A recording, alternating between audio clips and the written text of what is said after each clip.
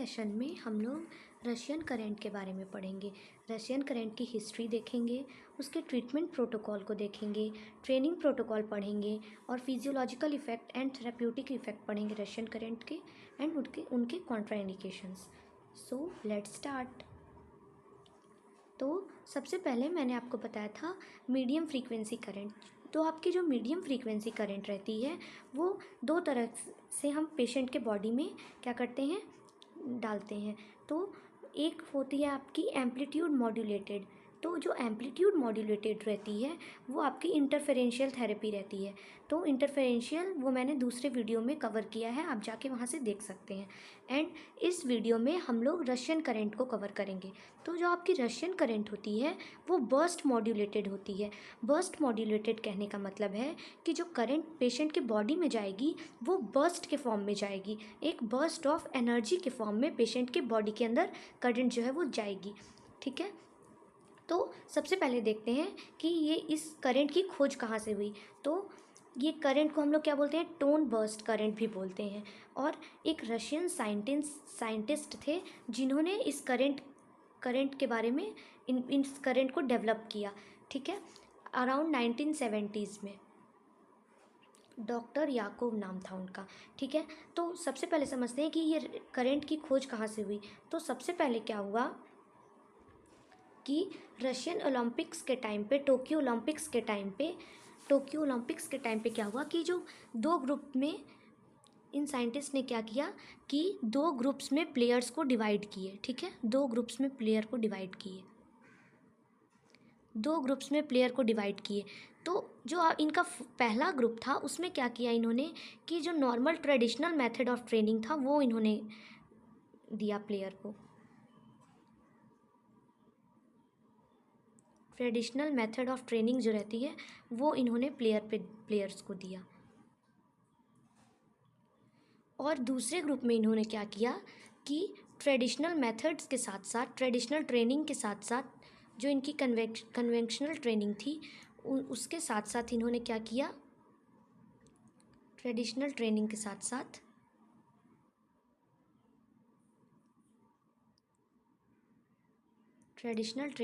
साथ इन्होंने क्या किया, रशियन करंट भी दिया प्लेयर्स पे, है ना, रशियन करंट भी दिया इन्होंने। समझते हैं इसको।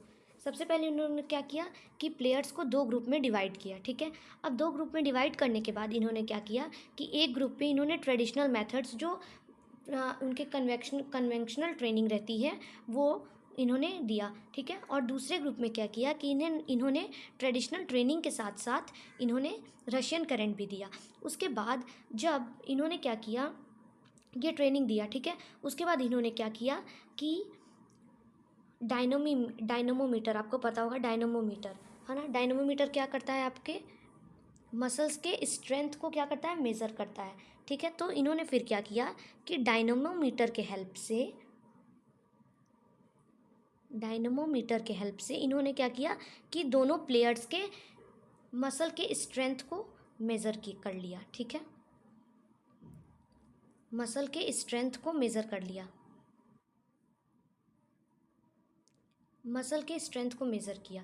ठीक है, अब जब इन्होंने मसल के स्ट्रेंथ को मेज़र किया तो इनको ये देखने को मिला कि जो इन्होंने दूसरे ग्रुप के प्लेयर जिन्होंने ट्रेडिशनल ट्रेनिंग के साथ साथ रशियन करंट भी दिया था, तो उन प्लेयर्स में क्या हुआ कि इनको मसल स्ट्रेंथ ज़्यादा देखने को मिला, है ना। उनका मसल स्ट्रेंथ इनको कितना ज़्यादा देखने को मिला, 30 से 40% इनमें मसल स्ट्रेंथ ज़्यादा देखने को मिला। 30 से 40% इन्होंने क्या देखा कि उन प्लेयर्स में मसल स्ट्रेंथ ज़्यादा है एज़ कम्पेयर टू जिन्होंने सिर्फ ट्रेडिशनल मेथड ऑफ ट्रेनिंग को फॉलो किया था। तो वहाँ से एक नया निकल के आया आपका क्या, रशियन करंट। ठीक है, उसी को हम इसीलिए रशियन करंट का क्या किया नेम, इन्होंने उनके ही नाम पे रशिया में इन्वेंट हुआ था टोक्यो ओलंपिक्स के टाइम पे, इसलिए इसको रशियन करंट हम कहते हैं। ठीक है, अब देखते हैं इसको कैसे कैसे पेशेंट के बॉडी के अंदर इन्होंने प्लेयर्स के अंदर किया। तो सबसे पहले क्या किया इन्होंने, हाँ ट्रेनिंग, ये देखिए जो इनकी नॉर्मल ट्रेनिंग मेथड्स थी उसमें इन्होंने ट्रेनिंग के साथ साथ रशियन करेंट दिया। फिर उसके बाद क्या देखा इन्होंने कि 30 से 40% जो है मसल स्ट्रेंथ ज़्यादा है उन प्लेयर्स में जिन्होंने रशियन करेंट यूज़ किया था, ठीक है, जिनको इन्होंने रशियन करेंट यूज़ किया था, जिन प्लेयर्स ने, ठीक है। तो अब देखते हैं कि कैसे कैसे प्लेयर्स को इन्होंने कौन कौन से प्रोटोकॉल्स फॉलो किए और प्लेयर्स को रशियन करेंट दिया, ठीक है। तो सबसे पहले ये करंट क्या करती है, आपकी स्ट्रॉन्ग मसल कॉन्ट्रैक्शन आपकी करवाती है, ठीक है। अब जो इन्होंने प्लेयर्स को रशियन करंट दिया था वो आपकी कितनी 2500 हर्ट्ज का करंट इन्होंने प्लेयर्स या पेशेंट के बॉडी पे इन्होंने दिया था। लेकिन डायरेक्ट इन्होंने क्या किया था, 2500 हर्ट्ज जो था वो नहीं, डायरेक्ट नहीं डाल दिया था। इन्होंने क्या किया था कि एक सेपरेट बर्स्ट के फॉर्म में, है ना, ये जो आप देख रहे हैं ये सेपरेट बर्स्ट के फॉर्म में ये आपका बर्स्ट हो गया, ठीक है। ये जो आप देख रहे हैं ये आपका सेपरेट बर्स्ट के फॉर्म में इन्होंने सेपरेट बर्स्ट के फॉर्म में क्या किया था, रशियन करंट को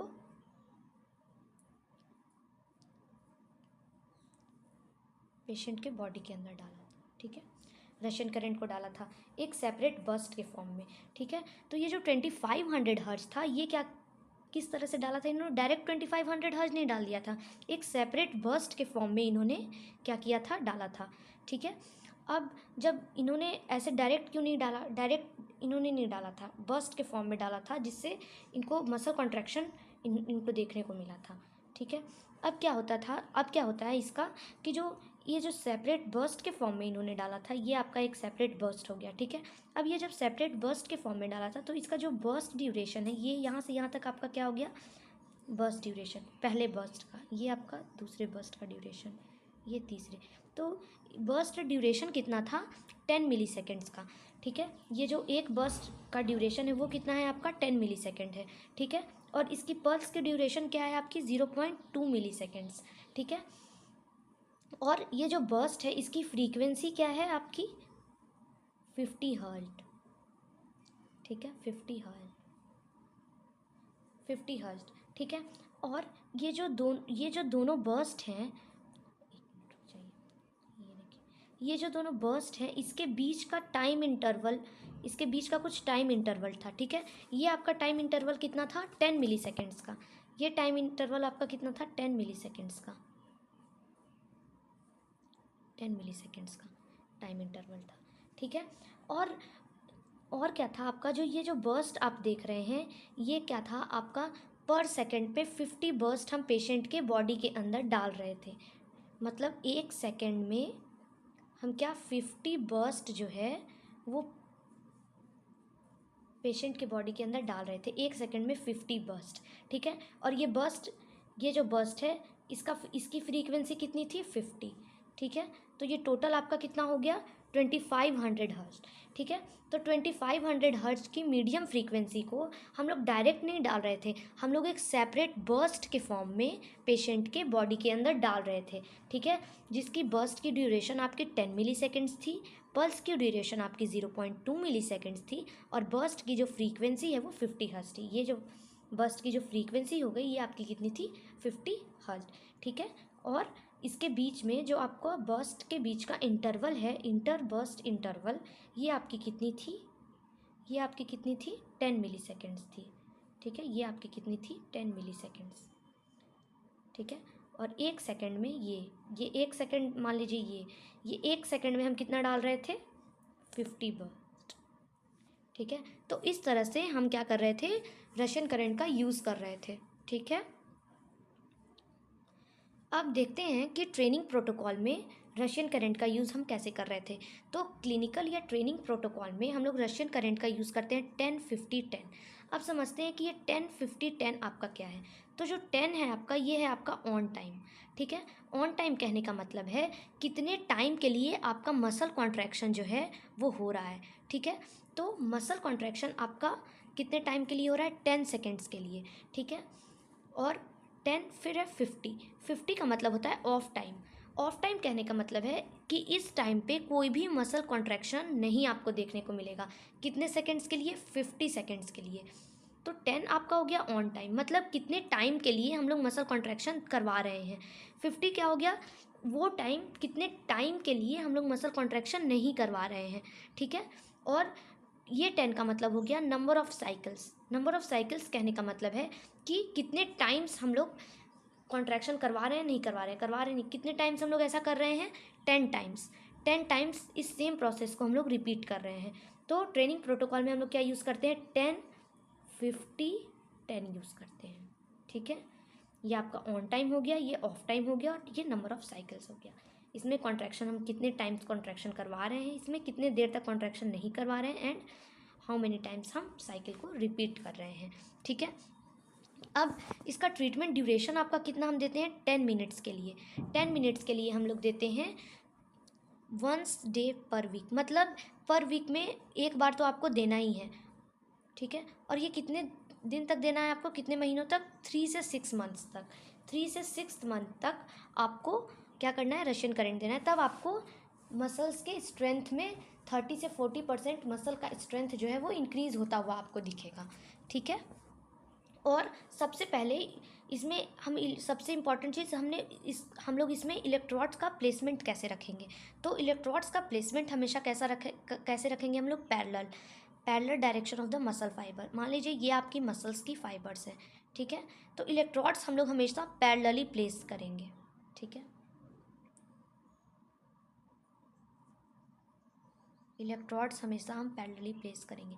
और एक चीज़ और आपको ध्यान रखना है कि जब इन्होंने ट्रेनिंग प्रोटोकॉल में इन्होंने कौन से मसल्स को टारगेट किया था, क्वाड्रिसेप्स मसल्स को, क्वाड्रिसेप्स मसल्स, ठीक है। तो ये आपकी होगी ट्रेनिंग प्रोटोकॉल रशियन करंट की, ठीक है। आपको इसमें बेसिकली ध्यान रखना है 10 50 10। 10 आपका ऑन टाइम हो जाएगा, 50 आपको ऑफ टाइम हो जाएगा, एंड ये number of repetition. Treatment duration आपको 10 मिनट्स देना है, वीक में एक बार देना है आपको, और 3 से 6 मंथ्स आपको ये कंटिन्यू रखना है। इलेक्ट्रोड्स का प्लेसमेंट आपको हमेशा ध्यान रखना है कि ये हमेशा मसल्स के फाइबर्स के क्या हो, पैरेलली प्लेस्ड हो, ठीक है। अब इसकी फिजियोलॉजिकल इफ़ेक्ट क्या क्या है। तो सबसे पहले रशियन करंट आपका कैसे वर्क करता है, इसका ये आपकी मसल्स हो गई, ठीक है। मोटर पॉइंट्स मैंने आपको पहले भी बताया था कि वैसा पॉइंट जहाँ पे आपकी मोटर नर्व जो है मसल्स के अंदर एंटर कर रही है, ठीक है। तो ये रशियन करंट हम लोग जब देते हैं तो क्या होता है कि मसल्स के जितने भी मोटर पॉइंट होती हैं वो एक के बाद एक आपकी कॉन्ट्रैक्ट होना स्टार्ट हो जाती हैं, एक के बाद एक कॉन्ट्रैक्ट होती हैं, ठीक है। जो कि आपका डिफरेंट रहता है किससे, नॉर्मल वॉलेंट्री मसल कॉन्ट्रैक्शन से। आपका डिफरेंट रहता है किससे, नॉर्मल वॉलेंट्री मसल कॉन्ट्रैक्शन से। नॉर्मल वॉलेंट्री मसल कॉन्ट्रैक्शन से डिफरेंट।